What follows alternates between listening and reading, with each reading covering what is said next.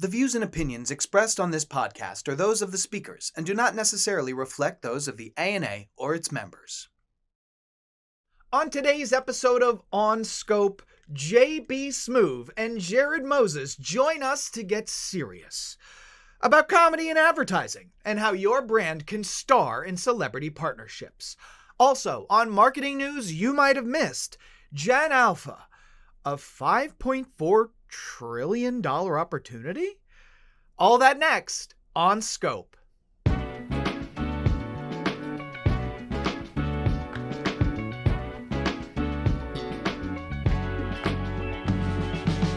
Look out, world, because this is On Scope, the marketing podcast brought to you by the ANA and powered by Odyssey, a leading audio streaming platform. You can get your favorite podcasts, music, and entertainment all on the Odyssey app.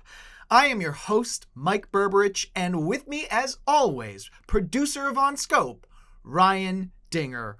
Ryan, I can barely contain myself. Oh, Mike, it is an exciting day on the pod. A bona fide celebrity in studio.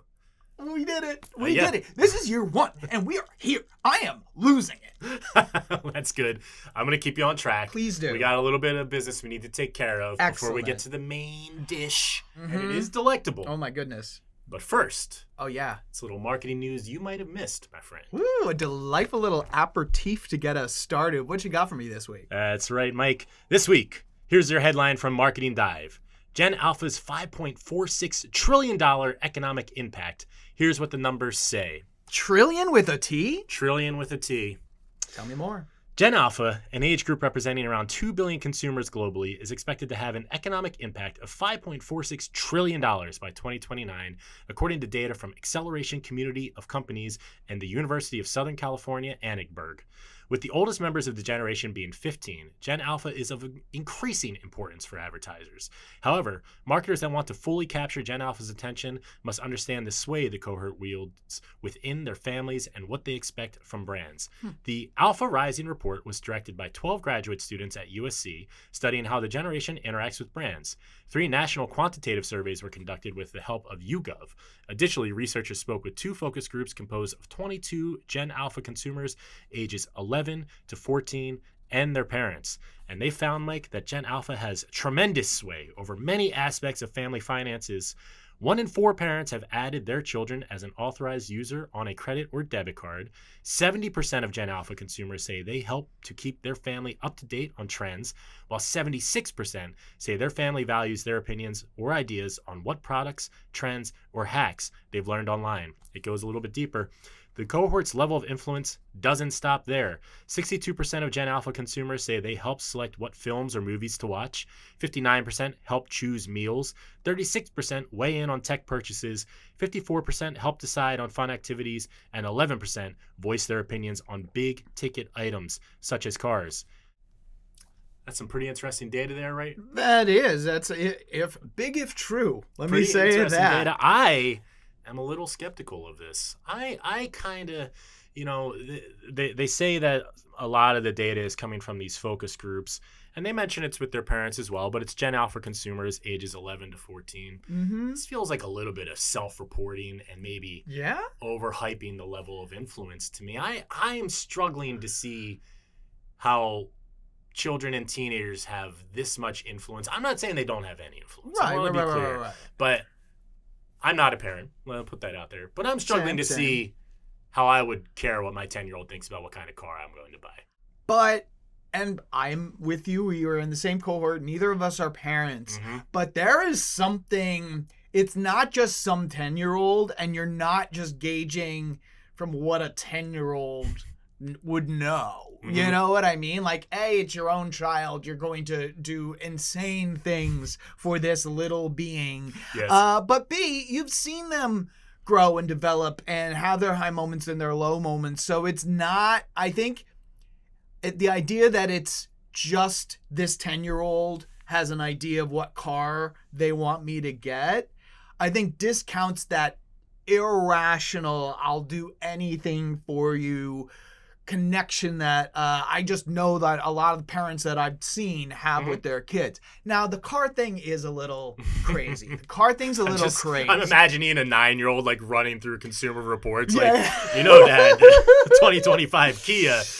What this, what that sticker price doesn't take in is the lifetime cost of ownership, Dad. So we really need to so I could, that is pretty funny. But I think there's something there.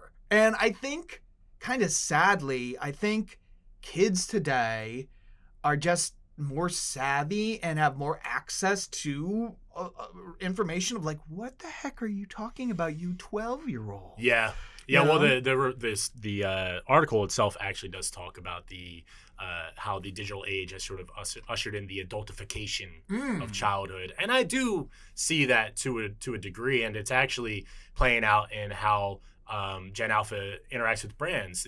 A lot of products that are geared toward that age group, they view as being childish, and they want to interact with brands that they feel are more adult. That part I actually do agree with and see, and I also am not discounting the economic opportunity here.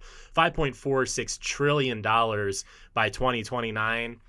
I buy that. I buy that as these kids come to age and stuff. But it's interesting, if you're a brand marketer and you're targeting the entire family, the idea that you need to sort of play into the influence of Gen Alpha, that's I don't know how powerful the influence is. I'm a little skeptical, and they get their families to try things they saw online or heard about from friends. So, we've always heard about the interfamilial influence, right? But typically, historically, it's been the mother who has been the one sort of influencing the decision. So a little bit of a change, if this data is to be believed, that the mother doesn't have that level of influence anymore and that it's going to the children. But what's also curious about all this is what it means for loyalty programs as a brand. And the article talks about this a bit. Gen Alpha has grown up in a world of constant alerts, feeds, and devices fighting for their attention. This generation demands quick satisfaction, according to the report. 76 would like it if brands gamified the consumer experience through rewards, points, or badges, and 84% have continued to use an app, game, or loyalty program simply to avoid losing a streak or reward. The consumer group doesn't like to stay on one fixed path either. Nearly half, 46%, believe it's more fun to explore and find stuff by surprise when they shop or play online. This means Gen Alpha consumers don't have the same level of brand loyalty previous generations had. If brands want their attention, they're going to have to fight for it. That's interesting to me because we've had numerous guests on this show who have talked about how brand loyalty is sort of a fallacy across all generations, how they thought that boomers would be more loyal, and we've seen as they've aged that they've given up on some brands that they feel like have abandoned them because they're not speaking to them anymore. So loyalty was already sort of tenuous. Right. And now Gen Alpha is saying it doesn't exist at all. Yeah, this is very interesting because this is hearkening back to some of our very first guests. I remember Raja Rajamanar saying loyalty is a myth. And then Michael Clinton kind of breaking down how, if it's not broke, maybe you should take a look at it anyway because you might be aging out some of your customers. But and so that makes me think is it about moments now? As things with data and privacy and laws and all of that continue to evolve, we can't really count on any bit of the current marketing function. So is it one day going to be better for marketers to, and I hate using this word, build the right trap that fits into the right context that pulls you through the purchase funnel? And for CPG brands, that could be sub 60 seconds. We were talking about this earlier, maybe my attention deficit has gone down, but so is the time it takes for me to order something online and have it sent to my house. If I can hang in there for 20 seconds, I think I've just completed the purchase on Apple Pay or something like that. So that's a lot to think about. Yeah. We've been going there for a long time, but to think of and I'll kick it back because I want to hear what you think about all this craziness. There's a very well-known test called the cookie test, and you do it on kids for the most part, and it's like, I'll give you this cookie right now, or you can wait 10 minutes and I'll come back and I'll give you 2 cookies. And historically, scientists found that the kids who opted to wait for 2 cookies, if you follow them forward in life, they're more successful. Yeah. They are higher up in their organizations. They're just doing more of the life that they wanted to. And if you're telling me that, like, this is a generation of 1 cookiers, jeepers, that's going to be interesting to watch. Yeah. I mean, you and I both had private conversations about what the current digital environment, the social media environment, is doing to young people, because we really don't know. Like, we don't have the long-term data on what the effects of this are going to be and how it's going to affect the development of the brain. This is interesting because this sort of reminds me of a Madison Avenue self-fulfilling prophecy, right? Advertisers, brands, marketers have been laser focused on young people since time immemorial. Yep. This data is giving you reason to focus on them even more. Maybe that's an easier path than thinking about marketing to the whole market and figuring out different age groups and demographics. I'm just curious. I'm not saying that Gen Alpha doesn't have any influence. I'm not saying that there isn't an economic opportunity here. I'm just wondering if this is a little bit of confirmation bias at play. If this is, we love marketing to young people. They're hip. They're in the culture. They're creating the culture. That's where we want to be as a brand. And this data is giving you reason to do so. I don't know that, but I'm just a little skeptical, I guess. Honestly, I like where your head's at, because the one thing I was going to add to this conversation is we always have history, friends. Millennials were talked about as this titan powerhouse of buying power 100%. that was going to make everybody's decision for them. Somehow Gen Z was going to be this titan powerhouse of influence and consumer that was going to make everybody's decisions for them. Like, third time's a charm? Third time's a charm. Well, you know, the thing is there's probably some level of influence here, Mike. And you know who else has a lot of influence? Who else? Our guest today. Oh, my God. Yes. Oh, my God. Is it time? It is absolutely time. Is it time? Yes. JB and Jarrod. Yeah, I mean, just hit him with it. Let's go. Well, let me just say that Emmy award-winning actor and comedy powerhouse, JB Smoove. You might know him from a little show called Curb Your Enthusiasm, or his stint writing for another little show called Saturday Night Live. He is joining forces with Jarrod Moses, the founder, president, and CEO of United Entertainment Group, a global award-winning entertainment, sports, and lifestyle agency that creates breakthrough marketing with the people, places, and properties that shape culture. Oh my goodness, Unbelievable. though. Together, they have launched the First Darrin, a creative agency that is poised to bring Smoove's signature blend of storytelling into the world of advertising. Mark it on the calendars. I always have fun here on Scope. Today's a new high water mark. My conversation with the gentleman behind the First Darrin is up next. Regular listeners of this podcast will probably know that I'm an easily excitable person. I make no overstatement that this is an absolute incredible day for On Scope. We have in the studio JB Smoove, Jarrod Moses, the minds behind the merger of UEG and First Darrin. Gentlemen, Let's go. Come on now, let's go, baby. Come on now. Thank you so much for being in the for coming to the studio today.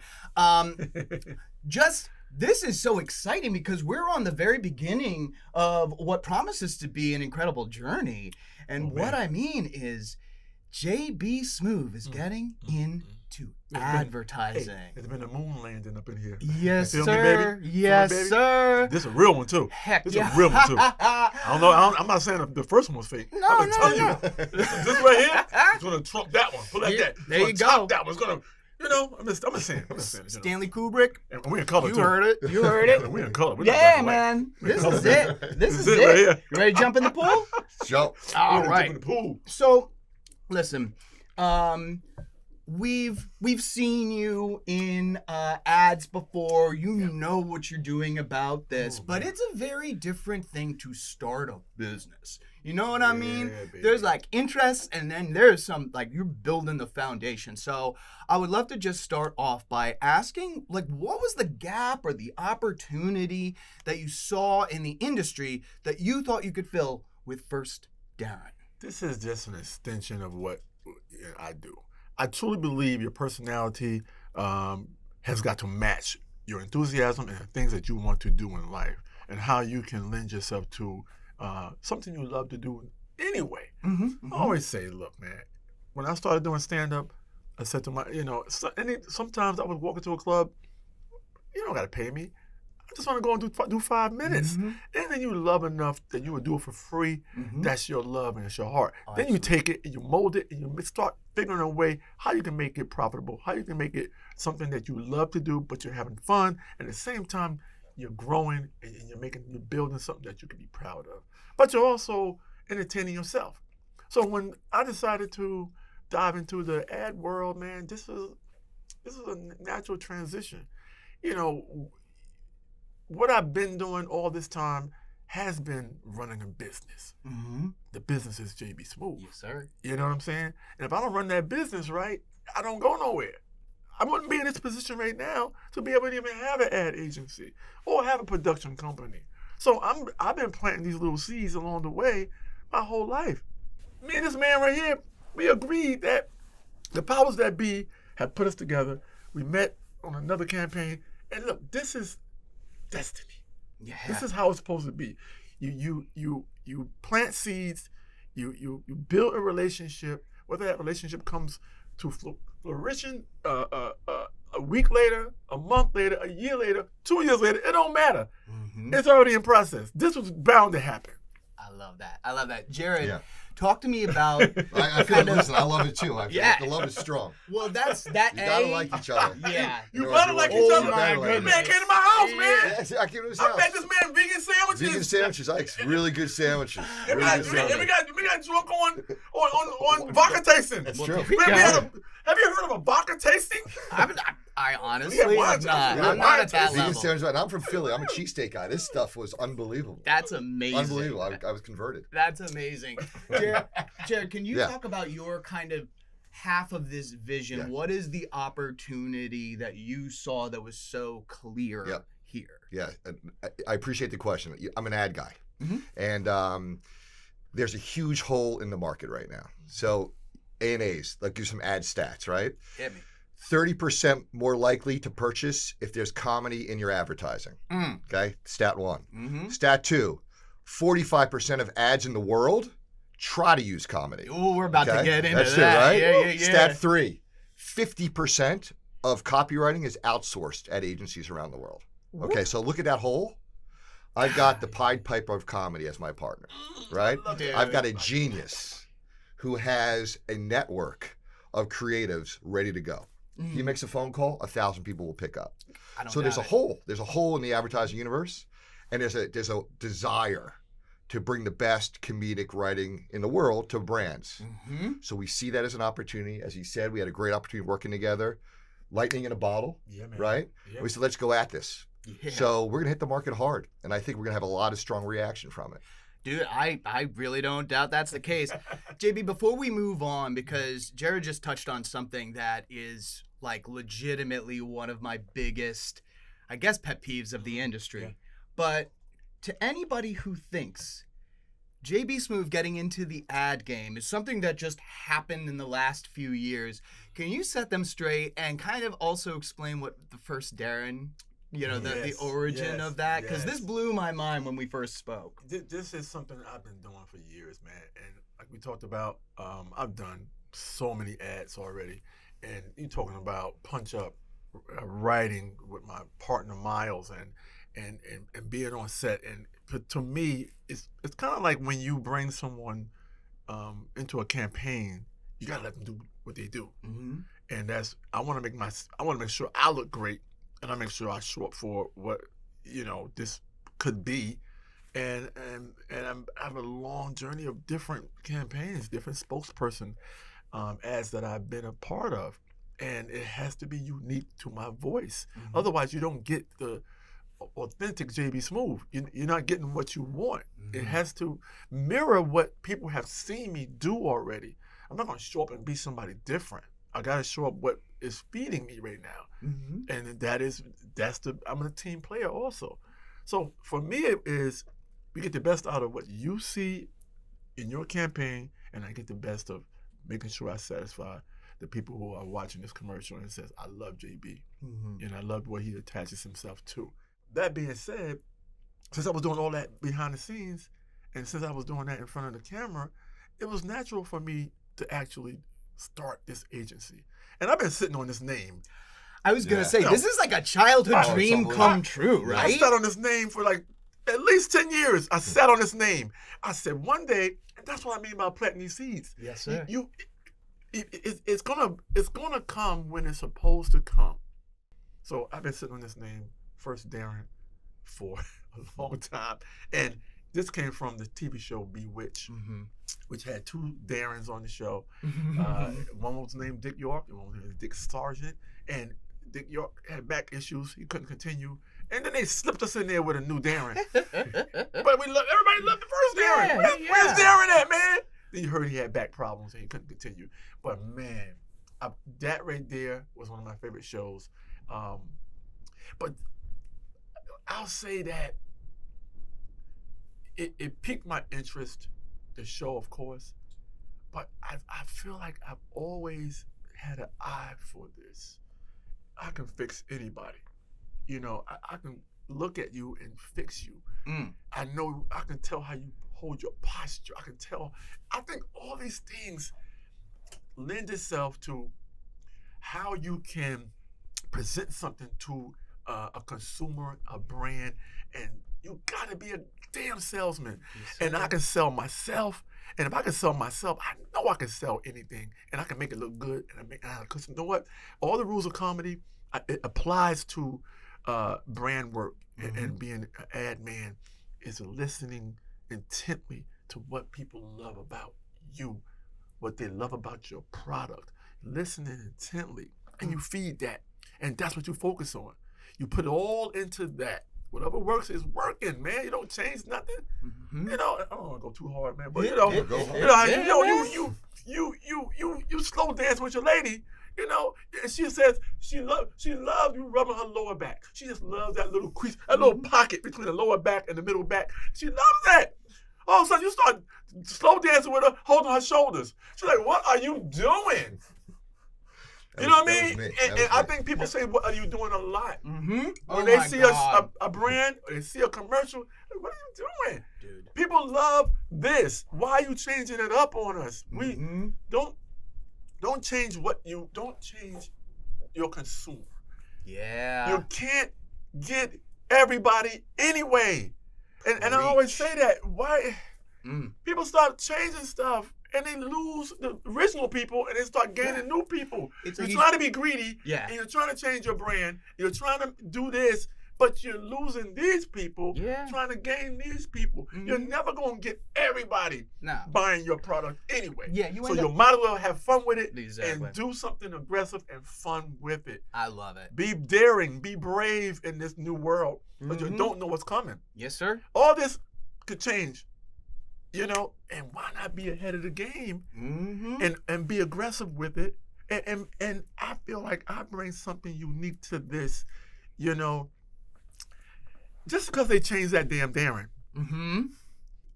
it don't change what the show is. It's still a show about an ad agency. You change Darrins, man. But the problem, the issue is, and it's great, you never forgot the first Darrin. There it is, See? man. But you love what you love, man. There's something about that magic that's you love in what here. you love, man. And that's why I talk about how we can do something unique, put smiles, and applying the rules that I find to be unique, the rules of comedy applied to the ad agency world. You know, there's a timing mechanism. You know, you gotta get the premise has got to get people like their eyebrows go up, and then you hit them with a punchline, pow, and you're in and out. Yeah. Literally. But you're focused on selling this product, and I think there's a cool way of doing it that apply to the rules of funny. Well, okay, we got to jump in, and I want to hear from both of you on this. Because one thing that has driven me crazy in my entire career in advertising, and you touched on it, Jarrod, brands want to be funny. Yeah. Brands know that there's an incredible advantage in being funny. Why, in God's name, do advertisers who are obviously going for funny landed zany or random so often, more often than they landed funny? Yeah. There's just something, and then something crazy happens, and then the logo pops up. Yeah. Why does that happen so often? Gentlemen, please, I am dying to know. You are the people who can tell me. Yeah, well, I'll tell you why it happens. He'll tell you how you fix it, right? Okay, let's go. We've been inside these rooms, right? We've been inside these creative rooms, right, at ad agencies, inside the halls of 35-story buildings, right? And where creative directors all think they're comedians, right? Yup. And creative directors all think they're script writers, and they all want to be script writers. So, and you love them, right? You appreciate the craft. You appreciate the craft in their training. Yeah. But there's an arrogance, right? There's an ego. And they want to be the ones to create the spot. They want to be able to ones to talk around the water cooler and say, I wrote that, I did that, right? Like, how many times can you recreate the Kool-Aid Man, right? And so they all have this quest to be famous on their own versus bringing expertise that really understand the craft, right? So, and we always talk about, like, if my car is broken, I'm not going to fix it myself. I'm not a mechanic, right? Bring an expert in to fix the car so it runs right. If you want to do comedy, bring in the experts that know how to write comedy. And JB will tell you about that. It's a technique. Yes. It's a mastery, right? And so, but why you see it is because there's a lot of this over the top kind of, I'm going to go for like the goalposts on this ad. And it doesn't have to be. Subtle humor works in some cases better than, over the top humor. And so that nuance is mastered by writers and true comics versus copywriters. Yes. That's the problem. Yes. And that's also why 50% is outsourced. So how do you fix it? Over to my partner. Yes, sir. JB, when I asked you this question, you said a sentence to me that legitimately changed my brain. When I asked you why people fail at funny and land at zany, what did you tell me? Do you recall? You can't write comedy. You can't write Look, you got to write real. You gotta write real first. Satisfy the client. Satisfy them with getting out what we're trying to sell here. How are we going to sell it? Who's your consumer? All these things really matter. Then you get that down. You write it real, and you adjust it to funny based on who's in front of that camera. You make them look great. You make the product look great. You write something that fits them so that it looks great coming out of their mouth or whatever it is. But they have to coincide. They have to work together. But you have to write it real and satisfy what you need to satisfy. I'm telling you, I have been on plenty of sets, man, as a spokesperson in front of that camera, man. And sometimes I can see it about to crash and burn because it's the old DTM. You know what DTM is? Doing too much. Oh. The classic DTM kicks in, and you're like this. And I just put my hand in my face like, oh, no. Don't do it. Don't do it, man. You don't need it. Don't do it. You don't need it. Yeah. And you watch as a brand or they keep adding things and keep spending more money. And sometimes the simplest form is the greatest thing ever. It becomes memorable. It becomes epic every time someone sees it because they saw it in its introduction and they said, man, I love this commercial. You know what I mean? As great of as a time I had during the Caesars ad, I watched it and I said, no, don't do it. No, don't do it. It becomes too complicated of a world. Keep it epic. Now, epic can be epic, and epic can be epically funny. And it becomes like, ooh, I like what they're doing with this. They ain't trying, they ain't DTMing, they're not doing too much. They're letting what worked from the first commercial work. They let that do what it do. And keeping it epic keeps it original. You're not trying so hard. You're not trying and keep adding more people and making it more complicated of a world, and you're wasting money. You're wasting money. Mm-hmm. What works. What works, man. I'm telling you, when you start tinkering with too much with stuff, and that comes with what Jarrod just said. You get people in there who know pace, who know what they're doing. That way, when the wheels start coming off, you can either put that, fix it real fast and get it back on the road again. Yep. Or what happens sometimes is when you give somebody a job, right? They feel like they got to do something. And sometimes that messes up everything. They feel like they got to do something just because they have that job. They got to put their mark but on it somehow. Yeah. You can direct traffic and get the same thing done. Yes. The hero move could be finding the person who's actually going to solve the problem. It can work so... Somebody and pat you on the back. Yo. You lined it up. Oh, man. Yeah. Yo. It's like playing a football. It's like a game of football. Exactly. And you're on the sideline watching like, I got to get him out of there. You know what I mean? Get in there. Yeah. You know what I mean? Thanks, coach. You're running the game. Love that. It's that simple. And that's where I come in. I've been on 25 different spokespersons, commercial campaigns. I've done a little bit of all that. I was a writer on SNL for 3 seasons. They called me the pitch king over there. Every opportunity I've had in front of that camera, man, they say, do it as written. And after that, make it your own, JB. Love that. And 90% of the time, when I watch that movie, they use the one I did. JB take. Yes, and the same thing with on Curb Enthusiasm. Look, man, I am deciding in the moment on an improvised show whether I want to have Larry's back or go against him. Literally, in real time. When they say action, my brain starts turning. He tells me what the issue is, and I immediately go, what am I going to get the most out of? Yeah. Being on his side or correcting him. And sometimes correcting him is the funniest thing ever. And when you correct someone, you have more leeway to change your mind. Yeah. You can easily say I was wrong. Yeah. But it's hard to go back. I like that. You know what I mean? It's easier to say, I was wrong, man. You know what? Do this. Yeah. That's so much funnier. I do think if I got his back immediately, I gotta just ride with him. Where do you go from there? I'm already on your side. Emotion is the thing. Whoever you have the conflict with, I gotta go after them. Yeah. Yes. Yeah. Exactly. I can't correct you now because I'm on your side. I'm just as bad as you now. Yeah. Or as good as you, or whatever it is. Whatever the saying is. Yeah. So there's something to piecing things together in a way that's going to work and be fluid, and you want it fluid. You want that opportunity, if you take the importance of this, and we talked about this, which is when you watch those Super Bowl ads, right? The game is on. All of a sudden, the game is out of control. Oh man, the game is 28-zip. Yeah. You're like, God dang it, man! I hope the second half is better. This team's getting smashed.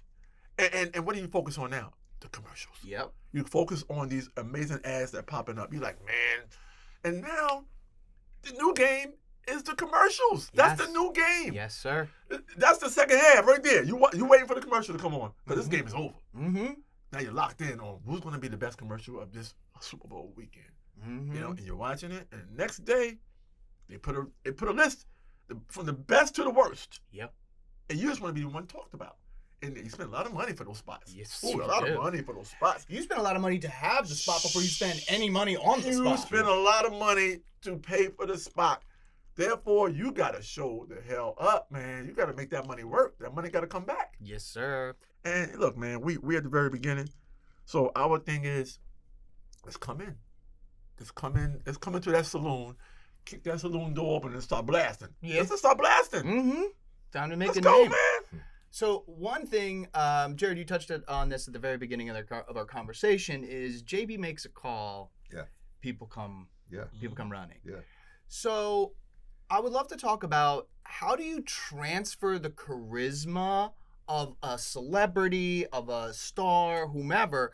How do you successfully transfer that to the brand where the brand is center? Because a lot of times I've seen celebrities on there holding whatever it is. Yeah. All I can remember is like, oh, Bron's looking like swole as hell lately. And I don't have any idea of what he was talking about or what he was selling. Yeah. No disrespect, LeBron. You're a great spokesperson.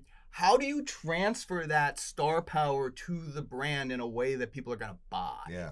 Yeah. I mean, it's an art and science. Mm-hmm. I think that the first thing is that, and it starts with the writing. It starts with what is the message that you're putting together. And I think that if you can make some errors if you go too far with pushing brand identity, brand deliverables, like if you really start to get too deep into the brand promise, that's actually a watch out. And then on the other side, if you start to really go too far with being concerned about the talent and making sure it's about them. Look who we booked. Right, and forgetting about the brand, that's a miss as well. So the art and science is crucial. And so, as JB talked about, it all starts with the writing and the message. And so the first thing is get copy together that really punches both. It brings the essence of the talent that you're bringing in, and it brings the essence of the message of the brand, right? And once you have that right, before you even choose talent, you want to make sure you have that copy together. And that's the brilliance of JB and his mind and his team as far as writing the right copy. Then you go and you find the solution of delivering, right? Who's going to deliver this the best?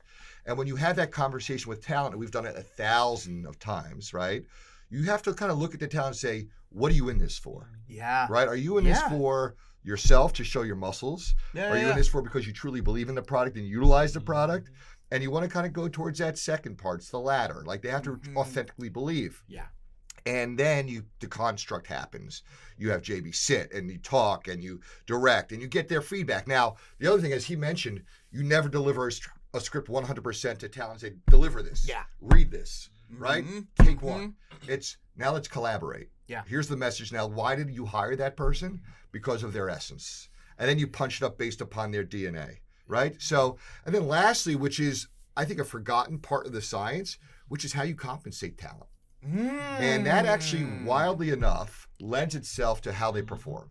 Yeah. So if you're paying talent $10 million to deliver a message, JB said earlier, they're going to deliver a message and take the cash. But if you compensate talent based upon growth of a brand, incentivize them, success, look at the trend line, you're beating the trend line, they're going to naturally put themselves into the mix. So that message to you, the consumer, is going to be natural, and you're going to believe it. So all that art and science combined is how I think you accomplish it. JB, what you think? Definitely. You can match. I can think of several people right now. In my brain, I'm casting all the time in my brain. When I'm watching a movie, I'm watching it, with intent of, let me feel these characters. In my brain, sometimes I'm rewriting their dialogue sometimes. Well, I would have said this. Oh, I hope they do a callback later on what he just said, because that's very deep. I'm waiting for them to use it again. I'm waiting for how they're gonna keep fueling this and feeding this what they just did in this scene. Are they gonna use this? And I think when you match up talent with a brand, you're not just doing a spot. You're creating a relationship that should benefit from having this person. And I've done that. Where, I've come in and either that spot expands, it continues in a certain way. I've developed a relationship with the brand. I'm going into spokesperson category, a long relationship, and we want to match people with the brand that looks like they would use it. Yeah. Like, man, oh yeah. You got that beard, man. Oh God, I know he would do great with camping equipment. You know what I mean? I don't know. Sincerely though, yeah. He's one of those off the grid dudes. Look at him. Yeah. He looks off the grid already. You tell me, what I mean? Yeah, I feel you. It's finding the right person, the right tonality. It's finding the right correct person to play this, man. That's what they stand for, what they've done already. Allowing them to be them. And creating a relationship with a brand that's long term, not just let me just get this little check. They're gonna hold me for a year. I can't be in this category for a year or whatever. But you want people who love, and you find out what they love. Like myself, I'm a vegan. I love outdoors. Mm-hmm. I'm an RVer. You know, it's several things I love. I like a good cigar once in a while. Yeah. You know, I like a little cocktail once in a while. You know what I'm saying? I'm damn near the Black James Bond up in here. I'm just saying. I'm worldly. I like to travel. Mm-hmm. All those categories I just said are consistent with who I am. Even when I was at SNL, okay, the process was, you know, we would pitch on Mondays, right? We would meet. We would all get in one room, in Lauren's room, and we would pitch. Now, a lot of times you know of this host. Right. You know who they are. You see their Right. movies and you see what they've done. Right. But you don't know what they can do. Mm-hmm. You know what I mean? I feel, yeah. So you're sitting there in that room full of 30 people, all pitching your ideas to them. A lot of those ideas we're pitching are fake.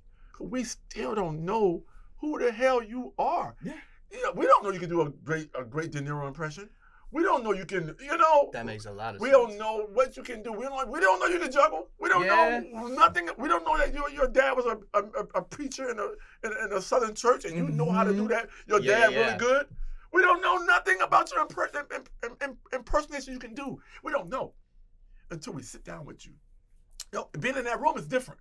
Mm-hmm. We all just throwing ideas out. You know what I mean? Yeah. I'm thinking of the funniest thing I can say right now. Right. I'm trying to make the room laugh. Yeah. But also I want to show that I'm present and I'm thinking all the time about, and I got 4 things here who I think you are. I'm going to throw them out there and see if I can get a smile out of you. See if I can get Lorne Michaels to stop eating his edamame and very funny, JB. You know, I don't know. Oh my God. 2 times. You know what I mean? Right? Yes, So sir. that's what I'm looking at. But now we meet each one of those on Right Night. They come back. And we meet each one of those. The host meets everyone one-on-one in their office. Now I can really dive in. Oh, yeah. I get you in there. Now we can talk. Yeah. Now I want to see. So I got this idea for you doing this. You play an old football player, or whatever. Or you play a sandwich maker in you know, whatever it is. Right. Now I can find out. Oh, I love sandwiches. Oh, I used to work in a deli. Mm-hmm. See, now I'm getting all the details about you. Yeah.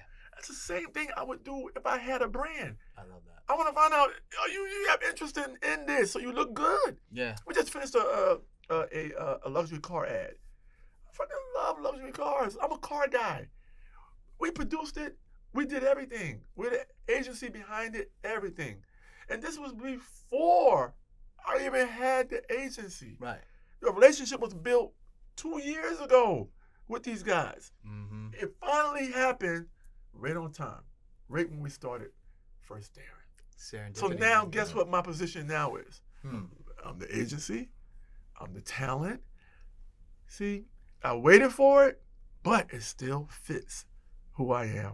And if we can do that consistently, you know, we can get the funny, we can get the professionalism, we can get a commitment, we can get long-term relationships that we can build. And which means if I can make you look great in front of that camera and that brand loves you, that brand gonna come right back to us again. Yeah. Win. That's right. And all we gotta do is keep hitting it out the park. Love that. You know, so that's why I mean, you know, when I use SNL as an analogy, I'm using that as it's more to it than just pitch an idea. Mm-hmm. You really have to lock yourself in and find out someone's personality. What else can you do that's gonna make this episode of SNL tonight amazing? Yeah. And I want my sketch to stand out. I Yeah. want that to stand out, man. Exactly. You know? Exactly. It's gotta fit. It's gotta make sense. Yeah, man. Listeners, when we come back, we're going to dive into social media marketing and how that kind of comes into the comedy celebrity world. I'd tell you not to go anywhere, but I know you're not going anywhere this time. Ryan, Yeah, Mike?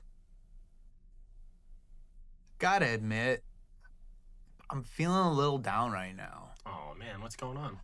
Well, you know how through OnScope, the marketing podcast, you and I have been able to be in the room with some of the brightest marketers in this entire industry. No doubt. I mean, we've had some big names, some really smart people on the show, yeah. Really and truly, I just wish I could share the experience of being in the same room with some of the brightest and just most enjoyable people in the entire industry, but I have no idea how I could possibly do that.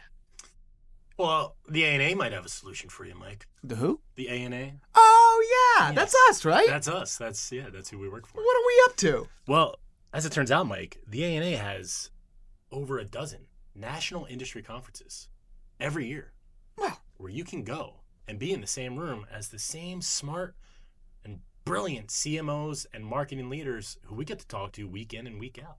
Get out of town, Yeah. which is actually a great opportunity that comes with every national industry Depending on where you live, conference. yes. But more than likely, you will be getting out of town to hit one of our national industry conferences. You know, they're not just events, Mike. They're where the industry agenda gets written. You know, I've heard that before. Yeah, and if you want to be part of writing that agenda, learning what the future of marketing is all about, what the best and brightest minds are doing, how they're thinking about things like AI and data, measurement, and brand creative. I mean, it kind of covers all the different parts of the marketing spectrum. If you're in marketing, there's an ANA event out there that is catered to you. I can guarantee it. I am far too excited to contain myself much longer. So, Ryan, is there some sort of call to action that we can let our listeners know about? Well, this wouldn't be a very good ad read if we didn't have a call to action. Thank goodness. Of course we do. You can see what's upcoming and be in the room with CMOs, leaders, and your peers. I think that's another part of this that we forget. You know, you get to be with peers too. Absolutely. It's a networking opportunity. It's a learning opportunity. You get to let the hair down. Yeah. You know, Rub a few of these. rub a few elbows. That's right. So Yep. if you want to do that, if that sounds good to you, Oh my God, and it I does. know it sounds good to you, Huh. Mike, you need to visit www.ana.net/conferences and check out our event calendar. I believe 2026 has already been published. This is too All crazy. the- Brian, did you say www.ana.net/conferences? That's it, Mike. It's very simple. www.ana.net/conferences. You go there, you'll be in the room with the people you want to be with in no time. Guess we'll see you there. And now, back to our show. We are back, listeners. This is a banner day for OnScope, the marketing podcast. We have JB Smoove, we have Jarrod Moses, we have the minds behind the merger of UEG and First Darrin. I keep putting the there. No, it's No, great. you're right. It is No, the The. All right, definite article. Yeah, Don't get it twisted. Sometimes it's the. The. I The love First that. Darrin. That's actually I am. very on brand for I this am. podcast. So Yeah. we've got the First Darrin on OnScope, the marketing podcast. Perfect. Let's talk about social content. I would love to know how you get celebrities who might be used to like TV, movie sets, and like a big production. How do you get them comfortable with a more pared down DIY vibe that often comes with social work? Yeah. You know what's interesting is that if you ask the entertainment community now, especially even in the comedy space, but certainly in the music space, Mm-hmm. everything now is being born on social, right? I can't tell you the last time, maybe American Idol 15 years ago, when a great talent was born on television. Yeah. good So point. everything, right? So everything's being born on social. I mean, you have a podcast, right? I mean, Yeah. it's making you guys famous because of the podcast platform. And if you look at TV ratings are in the hundreds of thousands, not the tens of millions like they used to be. Yep. Social media are in the tens, hundreds, billions, Yeah. right? Yeah. For And really so I real. think that what could have been a negative is now actually the positive. So the very nature of the fact that we are looking to do things in short form, social-led, earned-led, is actually the magic that brands are looking for today. And, you know, JB spoke about it earlier. Am I going to spend $20 million in combined out-of-pocket to be on the Super Bowl? Or can I spend $2 Yeah. and be on social and blow it up Yeah. and have a lot of options? And by the way, also see how it's redeeming, right? It's trackable. Yeah. And so we actually think it's an advantage for us. Yeah. And we could be really unique. We could be nimble. We could act fast. I think that's the very nature of the DNA of the First Darrin. Yeah? Yeah, definitely it is. Yes, it is. You get so much out of a quick pop a quick pop. Long term, long form, anything in long form is more subject to every single scene, every single thing you do is more subject to it. And you got to keep people's attention. Yeah. If you can hit them with a good one and get out, and that's where we talked about this, I believe we talked about this before, which is premise and punchline. Yes. Premise gets your attention, punchline brings it home. It's that simple. You start adding more stuff in there, it dilutes the punchline. Now you're getting too far away from the premise, which got your attention with the premise, and you get too far away from it. Now you got to remember, what the hell did he say earlier? Yeah. I forgot what he said earlier. How does that tie into that? What he said? Oh yeah, he said this at the top. Okay, I see what happened. I remember what that was. No, you close that up. Yeah. Bam, bam, and premise and punchline works numerous times in a row if you do it right, and that's the timing of it all. Yeah. And that is true textbook, getting someone's attention, bringing it home. Yeah. So would you recommend, is thoughtful repetition how you go from that premise punch to something that's a longer form? Because there's value in getting somebody to sit with something for 5-10 minutes. Right. What is the mindset of keeping that powerfulness of premise, punchline? How do you expand that to longer form content? Let's think about this. People can copy a line. They can't copy a concept. You know what I'm saying? And people nowadays, they call it algorithm, or they call it all these things. But in all actuality, people are just copying what is working. Yeah. Which is not really a talent, or it's not fair to the creative people who are creating things. So this happens all the time. You see the exact same thing repeated because they know it worked, and people want to jump on what works.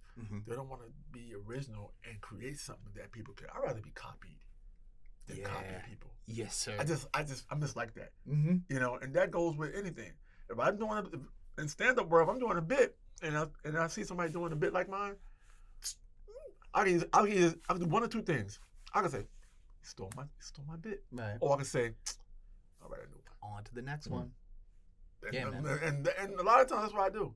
You also talk about how trends are copying too. You always talk about that, right? Yeah. Trend is copying versus. That's what trends are. Yeah. People do the same thing. They'll see a video and they'll do the exact same video that they just watched someone do, because they want that. They want that. They want people to follow that engagement, the attention. They want the engagement, but they don't want to get their own engagement. They want your engagement. Then what are you left with? Somebody Exactly. else's trend. Where do you do? What do you go next? What do you build on? Right. So that's why I'm always out the box, man. You'll never know what I'm thinking and what I'm going to say until you see it, and I'm going to do it so authentic that you're going to say, God dang it, this dude is nuts. But he's good nuts. And he's tapped in to something that only he can do exactly like that. And I can do it over and over again. And I'm not afraid to say that, because I truly believe I can do that, because I'm actively trying to do something different that hasn't been done. And you have to have that. You have to have that when you're selling something. You really do, man. And you got to be willing to give that up. You got to be willing to, how many things I've said, and I say to myself, damn, I should have saved that for my stand-up. Or, damn, I should have saved that. Damn, that would have been perfect for this ad, or that would have been perfect for this person.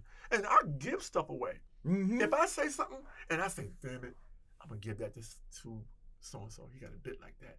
I'll give it to him, because I feel like I can think of something else for myself. But if it doesn't fit me, it goes perfectly between your two jokes when you did this and did that. You can have it.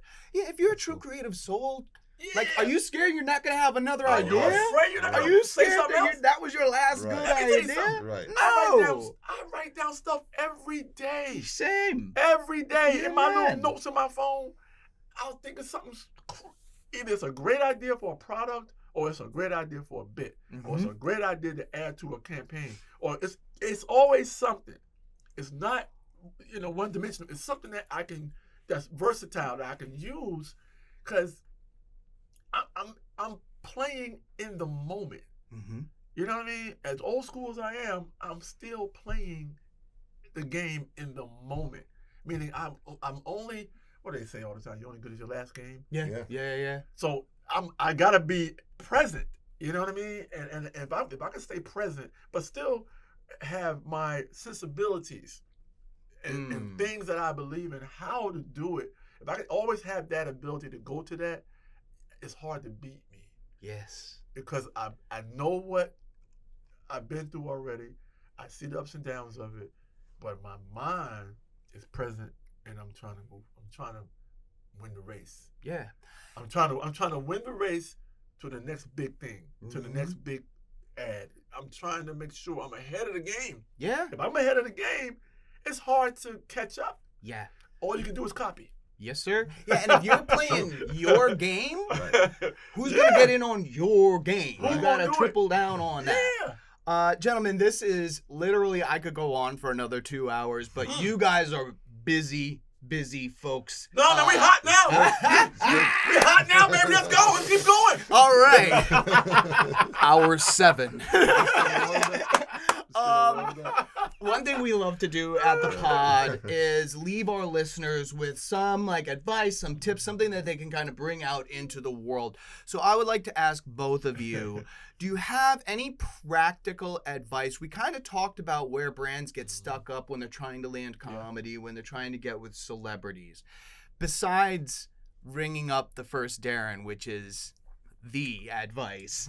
What's some practical advice for marketers on the brand side when they're thinking about finding the right celebrity match, finding the right vein of comedy, and then maximizing all of that? Yeah, I'll let JB close because she's going to say something a lot more impactful than me. But I think just listen, I think one is don't be afraid. Right? So much easier to bring something down than to punch something up. Ooh, right? Let's go. So go to gear 5. You can always bring it down to gear 1. I love that. Don't be afraid. Also, make sure your client's your partner, right? Not your client. And let them be in it with you. And so that you're kind of going on this journey together and make each other famous, right? Make each other famous. And if you do that, and if you have that mind kind of meld from the beginning, you're going to be successful.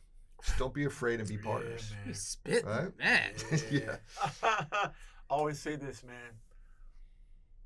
You come in on a high level, and I use this because this is kind of, if I go back to my Curb Your Enthusiasm audition, I always believe, and you can apply this to anything that you want to apply it to. If you can keep conscious of, you always come in high. Yeah. Always come in high level. Because you know why? Everybody knows how to pull back a little bit. Nobody knows how to turn up. Yes, sir. You come in half-assing it at a low level, and someone corrects you and says, it was okay. Can you turn it up a little bit? When someone says, can you turn it up a little bit, your brain scrambles.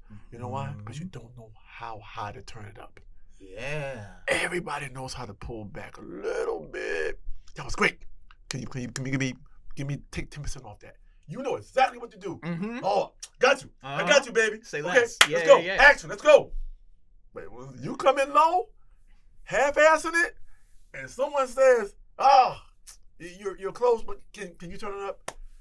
Man, you turn it up so high, now you got to come back down anyway. Yeah. Yep. That's too much. Yeah. Now pull that back. Now you did it twice. Now your energy's starting to drain. You're like, and now you're confused because now you went up to come back down again twice. Yeah. And you're like, oh my God, okay, I'm confused now. You don't know what the hell to do. Yep. So if you already come in at high energy and your level is high, and someone says, man, that was freaking fire. Pull back. Give me 10% less. Man, you know exactly what to do. I got you, baby. Let's go. Action. Yeah. And you use that in any way you want to use it, no matter what it is. I don't care if you're attracted to someone, you come in at a certain level, and you say, look, is that too much? You're right. You pull back a little bit. You know how to adjust yourself a little bit. Yeah. You know what I mean? My wife does it to me all the time. If we at dinner and I'm giving it up, or I'm telling a crazy story, she'll tap my foot with her foot. And I'm like, this okay. Our We didn't do wives that would one. probably have a very good Fall conversation. back a little bit. Fall back a little bit. Yeah. Got you, baby. Yeah. Oh my God. My wife's on. Cause I gotta know what I gotta have it doing. When I get excited, I gotta have it holding my fork in my hand like this. And I'm just holding my fork. You become dangerous. Yeah, I'm holding my fork and my knife in my hand like this. And I'm holding my fork and my knife, using it as props. And she's like, tap, tap, tap on my foot. I go, I'll put them down. I'll put them down the next to the weather plate. is And I something. cross my leg open and it's like, yeah, so. Anyway, But that's rule of thumb. I love it. Everybody knows how to adjust. Everybody knows how to pull back. So always be ready to give your all. That first meeting, that first take, whatever it is, whether it's a new job, whether it's a new campaign, whether it's you meeting a person that you're gonna maybe have them in your life, everybody knows how to pull back a little bit, and that's the greatest form of adjustment you could ever do in your life and in your profession. If you can do that, you can succeed because you understand. Sometimes you gotta adjust yourself a little bit. When we started this podcast, I knew we were going to have some fun. I had no idea I'd be sitting across from JB Smoove and Jarrod Moses on the launch, on the beginning, on the birth of a brand new ad agency who's bringing the funny to an industry who desperately needs it. Gentlemen, it has been a privilege having you as guests. Thank you. On Scope. All right. This is great. And there you have it, folks. A history-making day here at On Scope, the marketing podcast. I want to extend my sincere gratitude to JB Smoove and Jarrod Moses of the First Darrin for coming through to have an all-timer of a conversation around comedy and advertising, celebrity partnerships, and how to make sure your brand doesn't get lost in the mix. As a reminder, if you have a topic or guest that you'd like to see in a future episode, shoot us a note. We'd love to hear from you. That email address? onscope@ana.net. And now, as always, here is your moment of marketing meditation. Take a deep breath, relax those shoulders, and consider the following from author Irma Bombeck. When humor goes, there goes civilization. Think on that, and we'll see you next week.